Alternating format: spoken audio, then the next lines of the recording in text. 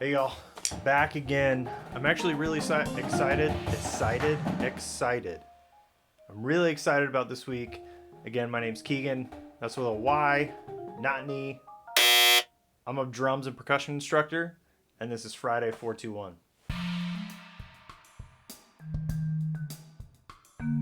So now that we've been doing this for 4 weeks, this is going to be week 5. Sweet. It's kept me busy during the summer. Now, the first 4 weeks that we did 16th triplets, and now I'm going to combine the two.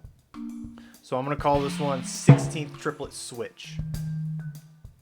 So what that means is I'm going to play 4 beats of 16ths, 4 beats of triplets, 2 beats of 16ths, 2 beats of triplets, play it again, 1 beat of 16th notes, 1 beat of triplet, 4 times. Yeah, 1 beat 4 times. Those would be the ones. I have a friend of mine that we talked about this for a while. We were talking about what we thought was the hardest thing for especially younger players to kind of grasp and hold on to. And what's up, Gary, if you're watching? Gary. Yeah, and what he said is he thought it was going from duple to triple. Anytime you have 8th notes to triplets to 16th notes, quarter notes to quarter note triplets. Why did it take me so long? But that's always kind of the toughest thing because there's no similarity between the hand motion. You just have to know what it is and know how to make the adjustment. And I'm going to put an accent on the downbeats just so you guys can keep track of where the quarter note is. I'll do it without that eventually, but I just want to make sure that, especially for you non-drummers, that you're tracking where 1, 2, 3, 4 is. Because again, that never changes. The only thing that changes is how many notes we're putting evenly in that space.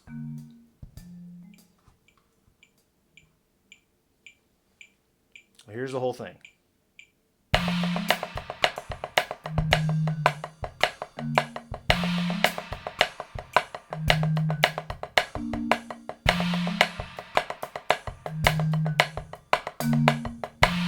You kind of feel it kind of fluctuates a little bit. It feels like, okay, we're going fast and slow, fast, slow, fast, slow.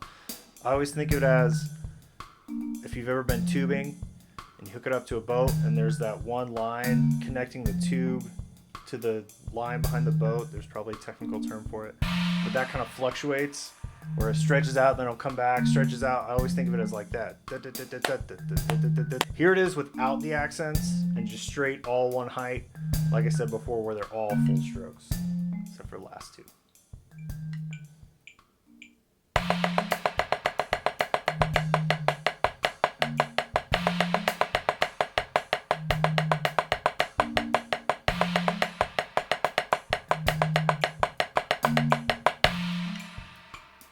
Common mistakes, usually we end up rushing the 16ths and we drag the triplets just because that's the fast and the slow part of it.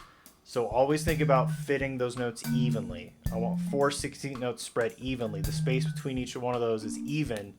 And then when I go to triplets, I want that space even as well, even though there's more space in between those because we have less notes. This one's great for training yourself to keep the quarter notes consistent regardless of what rhythm you're playing in there.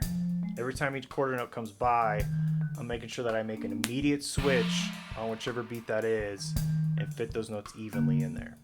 Let's make up some other ones. So one thing you guys got to know too, when I do these, I'm doing these like on a weekly basis. So after I upload the one on Friday, then that weekend I'm going, all right, what are some ones I can do? I've jotted down some ideas before, but I'm basically learning how to play these within a week, which isn't a whole lot of time, especially some of the last couple ones I'm going to show you. They're pretty tough, especially if you want to try to put them together in a week. So I would definitely encourage you to spend more than just a week's time on this. I know I'm going to. What's cool about doing this is now I've given myself a ton of different exercises to, like I said, not make this so boring, because these are things that we should practice all the time, but they get so boring. There's so many different ways that we can make them not boring and plug in other ideas that we're going to work on. Accents, the accent to taps, putting different figures, flams, diddles on them. We're going to do diddles on the 16ths, right, right, left, left. And then on the triplets, we're going to do da-da putts. So I'm going to do right, right, left. So I'm basically just taking that last left and going, nope, don't want you.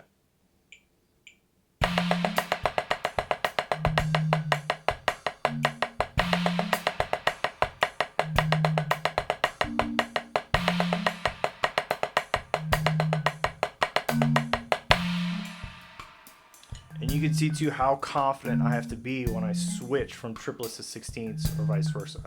I have to know where that is and how it's going to feel in my hands. I don't really have time to guess.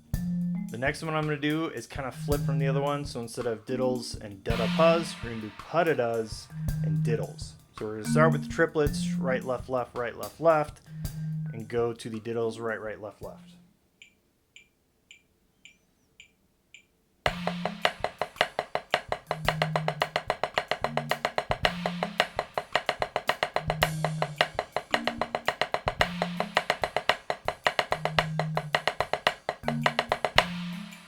This one's really interesting because if you think about the left hands on the putta-does and the next bar on the sixteenths, the difference between those two is so small. We're doing the second and third partial of the triplets and the third and fourth partial of the 16th note. And that kind of difference is so small. I had an instructor, a snare tech, when I marched indoor, Bob. What's up, Bob? If you're watching, I'm shouting out a lot of people today, I guess. But with Bob, he once told us, he was like, realize guys, when we're trying to clean the snare line, the adjustments we're asking you guys to make are so small. They're like fractions of milliseconds. And I think about that with this because it's so important that we make such a tiny adjustment so quickly that if you can do that on the fly, it really does train your hands to place everything as evenly as we want. So especially on this one, watching going from the triplets to the 16th notes with the left hand when we have right, left, right, left, because the adjustment is so small, but it's so important to help keep you in time. The next one I'm calling trip, tap, trip, where I play a triple stroke on the right hand, add a tap. So the 16th notes are going to be right, left. And then when I get to the triplets, I'm going to play just triple strokes. Right, left, right, left. So this one gets kind of interesting when we get to the ones.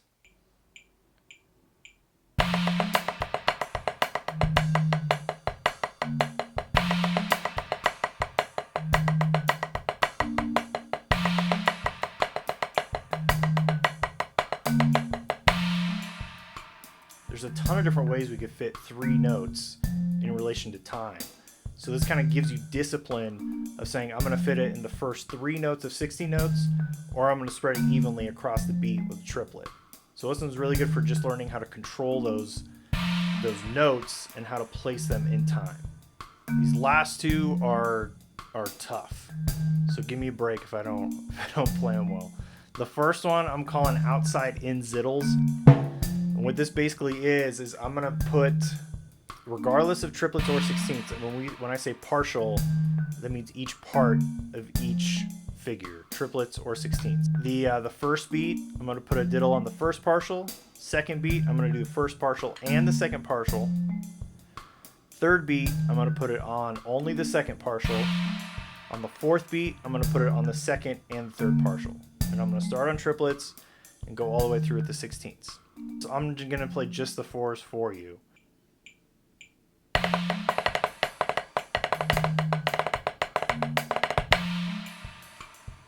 So those would be the 4s. The 2s, I'm going to do the same thing, but in order just to not repeat each one, I'm going to flip it around on the second bar. Are you confused yet? Here's the 2s.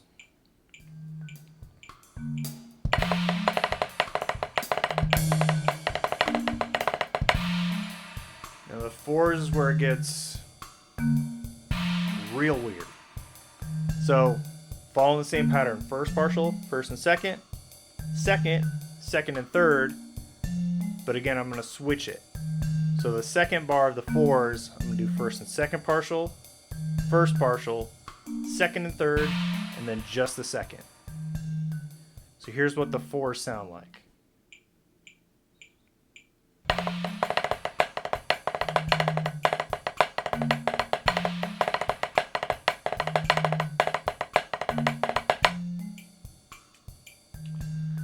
Like I said, that one's super tough, especially since we're adding those diddles, we're adding an extra note, and we're like doubling the space. The space between those diddles is obviously not the same either, so we're just multiplying the difficulty on that one. I'm gonna keep working on that one. That one's hard, but it's really good just from a control standpoint of recognizing the difference between the diddles and the roll bass and being able to place each one of those right on the specific partial that we want.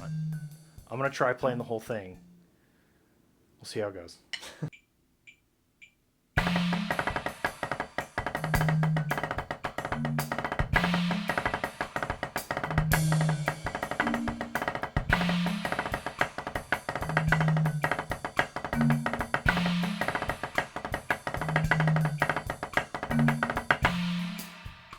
This last one is a combo of the first 2 weeks of the accent tap we did and this week. So this is a little longer.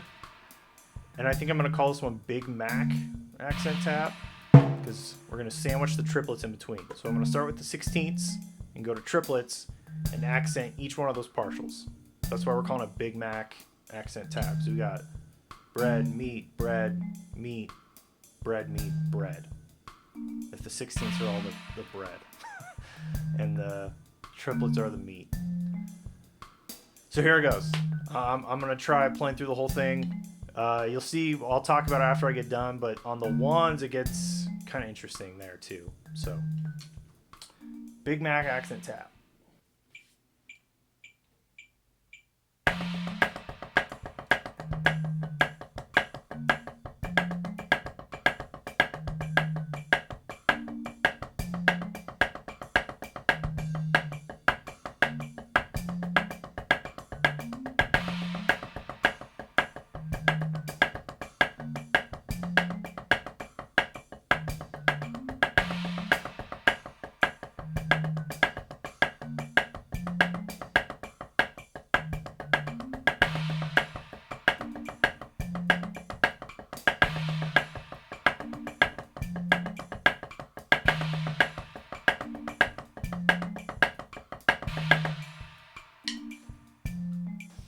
Alright, I straight up can't do the ones.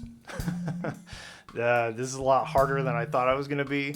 So I'm going to keep working on this, and maybe in a couple weeks, maybe I'll post myself playing the ones actually accurately. But can't play them right now. It's tough. It's hard. Probably have to take it really slow, like I do with anything that I can't really play. Taking it really slow is good. And I've been playing this basically at like 100 to 116 in that range for only a couple days. So hold me to it. And actually, if you're one of my students, you're going to end up seeing me within the next few weeks. So ask me about it, make me feel bad, make me learn it. Hope you guys like this. Like I said, this one is the toughest one I've done. The last two, outside in ziddles and Big Mac accent tap, not for the faint of heart. They are tough. But again, they're very good for you in training your hands to have that immediate change, even if you're going to accent different parts of the beat. As always, guys, follow me on all the social media. Like, comment, share, subscribe. Like, comment, share, subscribe. Especially that one.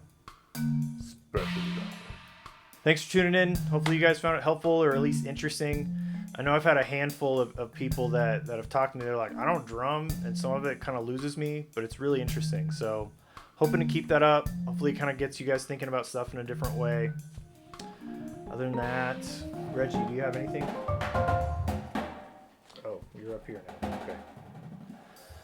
I don't have anything else for you guys. My dog wants to hang out. Bye.